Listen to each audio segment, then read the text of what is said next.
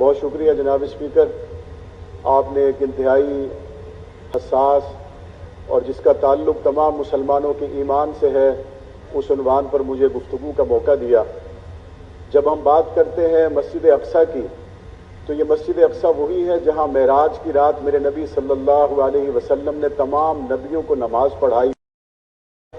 یہ وہی جگہ ہے جہاں حضور علیہ السلام کے تشریف لانے کے بعد حضرت عمر فاروق رضی اللہ تعالیٰ عنہ جب بیت المقدس کے دروازے پر پہنچے تو جناب اسپیکر ان سے لڑنے کے لیے تورات اور انجیل کے عالم تلواریں لے کر نہیں آئے،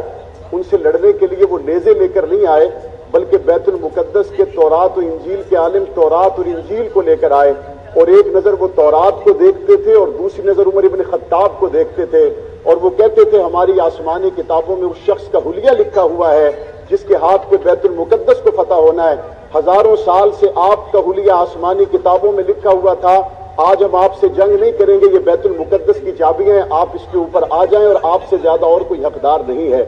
یہ بیت المقدس جس نے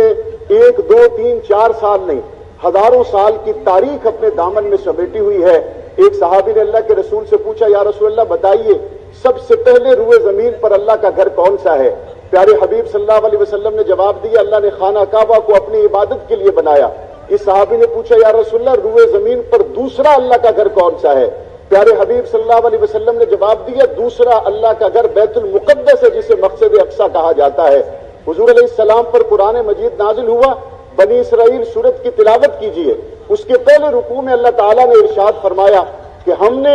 بہت سی مرتبہ فرما برداری کرنے پر بنی اسرائیل کو بیت المقدس دیا، اور نافرمانی کرنے پر ہم نے اس زمین کو ان کے اوپر سے حرام کر دیا۔ اور اس وقت قرآن مجید نے اگلی آیت میں کیا فرمایا؟ فرمایا اگر اس وقت یہ چاہتے ہیں کہ یہ بیت المقدس میں رہیں تو ان کو ایک آخری موقع دیا جا رہا ہے، اور وہ آخری موقع یہ ہے کہ یہ آخری نبی کی نبوت و رسالت پر ایمان لے آئیں۔ لیکن جب میرے نبی کی نبوت و رسالت پر ایمان نہ لائے، حضرت عمر فاروق رضی اللہ تعالیٰ عنہ کے زمانے میں بیت المقدس سے نکال کر یہودیوں کو باہر کر دیا گیا۔ میرے نبی صلی اللہ علیہ وسلم دنیا سے گئے تو کیا فرما رہے تھے کہ یہود و نصارہ کو جزیرہ عرب سے نکال دو۔ آپ جانتے اس بات کو، میرے نبی جب دنیا سے گئے اس وقت میرے نبی صلی اللہ علیہ وسلم کے گھر میں فاقہ تھا۔